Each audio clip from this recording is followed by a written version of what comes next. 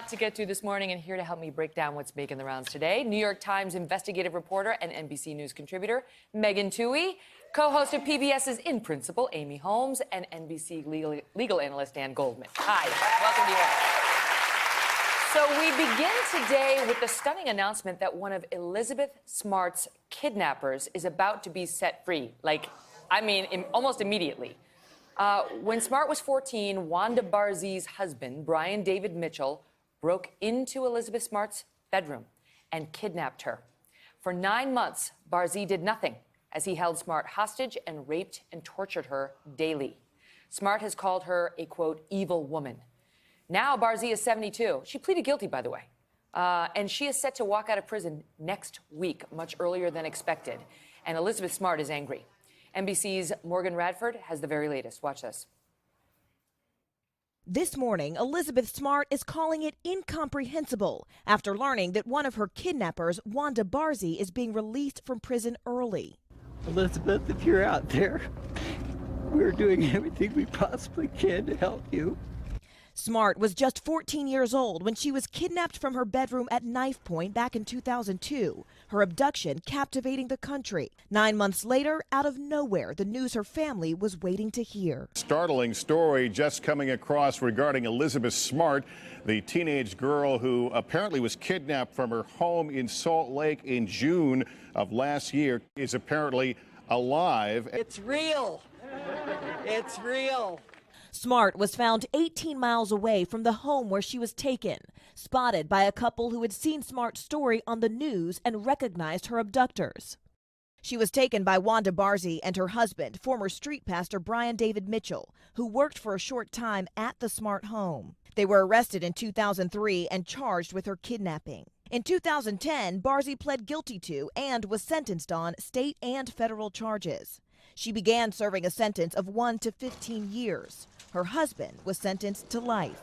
Barzee, who the parole board says refused to attend her hearing, was set to remain behind bars until 2024. Ms. Barzee refused to meet with the prison psychologist last month just for a psych review. But now the parole board has ruled they must count time spent in federal custody toward her state sentence, meaning as of next Wednesday, she will have served her time.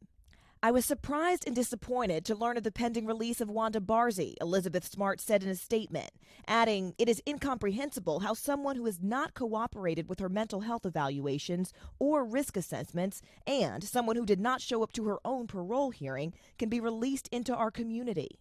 Smart, who's now a child safety advocate, has written 2 books on her own kidnapping and produced a movie about her ordeal. I am Elizabeth Smart. She says she's forgiven her captors, but that doesn't mean their actions are acceptable. Doing what I do today, I could not have done it the day I got home or even the year after I got home. I needed time to find my new normal because, like it or not, I could not go back to being the same person I was before I was kidnapped. I had to find a new normal. Now 31, Smart says she's not letting it define her. Married with 2 young children, she has a third on the way. But while Elizabeth Smart may have forgiven her kidnappers, Barzee's early release further ensures she can never forget. Sure does. Wow. So what do we make of this? Dan, you're the lawyer, so we'll start with you. Do they have a choice? Well, it's not clear. I mean, the critical difference that occurred now from before is that they recognize that the sentences have to run at the same time, meaning the federal and state sentence really are the same sentence in effect. And they clearly miscalculated that before. So they then give her the credit for the federal sentence for her state sentence, which is why So you're saying the first sentence that looked longer was wrong. It's not that it was wrong. It's that you can run sentences concurrently, which means that they count to the same time, or consecutively, which means they go one after the other. Hers were concurrent, but they calculated them consecutively, and that was an error by the parole board. So Barzee's lawyer, it's hard to follow. It is. It's hard to follow. Don't say anything that includes concurrent or consecutive in response to the next question. But it's not necessarily a discretionary thing. It's not that the parole board can say, all right, you apologized, you did all the things you need to do, which usually a parole board does. That's my point. So legally, they really they kind of have to let her out, is what you're saying. I don't know that they have to, and this is where the wrinkle. They have to credit that sentence, but if she's not going to appear for her psych evaluation, if she's not going to appear before the parole board, she has a sentence of 1 to 15 years. It can be anywhere from 1 to 15. It has not been 15 yet. So it's not clear to me why the fact that they make this adjustment means that she has to get out. Gets out immediately. One does not necessarily. That's the crazy thing, among others, is that she's not showing up to her parole hearing. No. She's not cooperating with the mental health evaluations. Right. So it's like sicker on the community now, And she'll have to be supervised by the feds for 5 years. I am sure they're going to be all over her. So clearly they think that she's a psychotic menace. That's why they're going to be looking after her. Okay?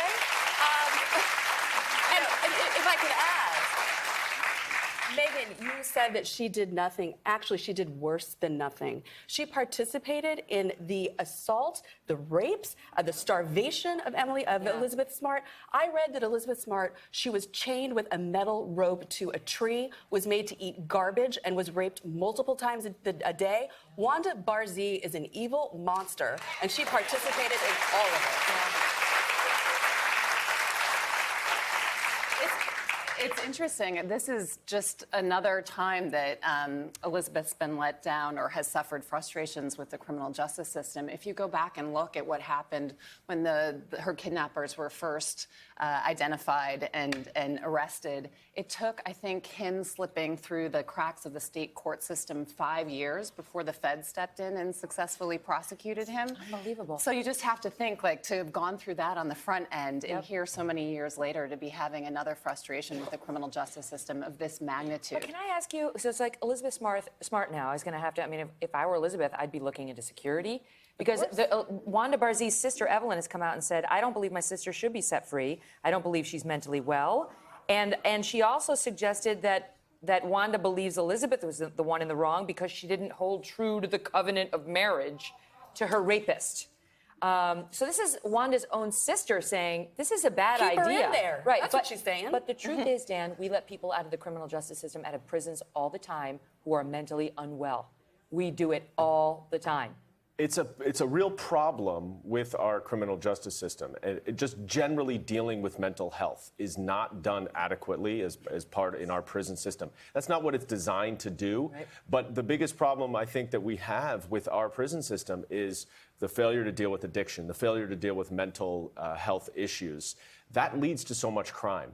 And until we start to alter the way that we incapacitate people with prison sentences and start moving toward more assistance, mental or otherwise, I think we're going to continue to see some of these horrific stories. There's no sort of tail on the sentence that can make you go from jail necessarily to a mental health facility in all cases. I mean, but let's be careful. Supervision could. We don't know what's the supervision going to do?